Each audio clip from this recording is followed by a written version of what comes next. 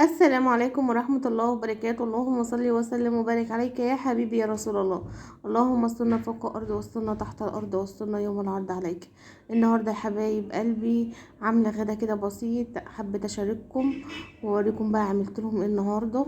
عمر وأمي ربنا يا رب يخليهم لي ويبارك لي فيهم دايما كده، واعمل لهم احسن حاجه في الدنيا ان شاء الله. جبت كيسين صلصه كده ونزلت بقى بشويه زيت، وبعد ما اتقدحهم نزلت بكوبايه ميه ونزلت عليهم بالصلصه. وهنا بقى كنت بغلي ميه على البوتاجاز علشان المكرونه.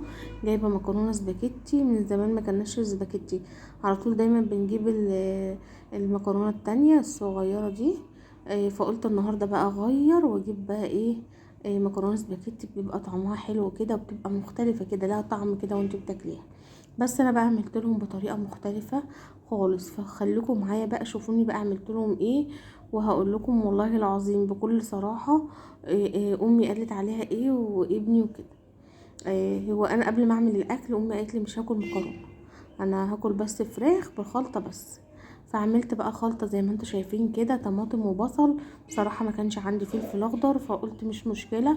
حطيت بقى عليها فلفل اسمر برضو وملح وكده وايه، وشويه ميه، ونزلت بقى ايه عليهم بالبوتاجاز يستووا بقى براحتهم.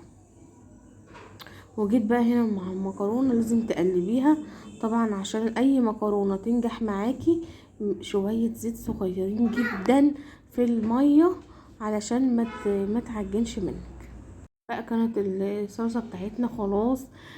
كوبايه الميه يعني ايه لازم تنشفيها كده على البوتاجاز اللي انت حطيتيها، عشان طبعا ايه، تديكي بقى الصلصه متماسكه كده وتعمل. ونزلت بقى ايه فصصت نص ورك كده، ورحت بقى حاطاه في الصلصه، ورحت نازله عليها بالمكرونه زي ما انتم شايفين كده يا حبايب قلبي. وهقلب بقى كويس، هقلبهم كويس قوي لحد ايه ما المكرونه بقى تيجي مع الصلصه كده ويبقوا ايه متجانسين مع بعض.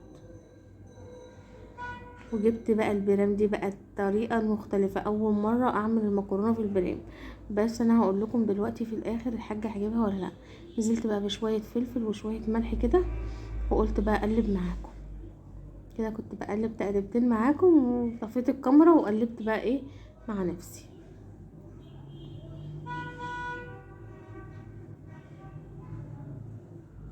وبعد ما قلبتها حلوة قوي رحت بقى مدخلها الفرن كده البرام بتاعي النهارده. ورحت مدخلها الصينيه، طبعا حطيت شويه زيت في الصينيه وايه. وتعالوا بقى شوفوا بقى الاكل بعد ما طلع، الله الله الله عليك يا تفاح. بصوا بقى الخلطه بجد جميله مع الوراك، بجد حلوه قوي، والوراك مستويه جدا. وبصوا المكرونه ما اقولكمش على جمالها وطعمتها، والفراخ اللي انا قطعتها في المكرونه مستويه وجميله ومديه طعم للمكرونه. وبامانه والله العظيم من غير ما اكدب عليكم ولا اي حاجه، امي كانت قالة مش هاكل مكرونه، والله العظيم بالف هنا وشفا.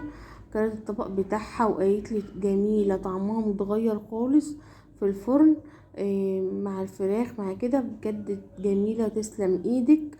قلت لها انا غبت، قالت لي لا.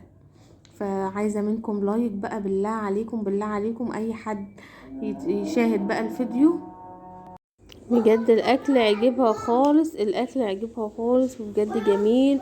وبألف هنا وشفا على قلبها وقلبكم حبايب قلبي. لايك بقى بالله عليكم، ما تنسوناش باللايك والاشتراك لو اول مره تشوفي القناه بتاعتي المتواضعه. اتمنى منك تشتركي معايا في قناتي وتعملي لي لايك. واي حد بيتفرج عليا بالله عليكم تعملوا لايك للفيديو، عشان هو اللي بينشر الفيديو، هو اللي بيخليه يتشاف وكده. فبجد بحبكم جدا، بحبكم في الله. يا رب دايما كده تكونوا في احسن حال يا رب انتوا واولادكم. وخلاص المدارس بقى كل سنة وانتم طيبين. اول الشهر ان شاء الله كده بداية عام جديد وبداية سنة جديدة وبداية حياة جديدة ان شاء الله. ربنا يا رب يفرح قلبكم يا رب، ويفرح قلبي وقلبكم وقلب كل انسان.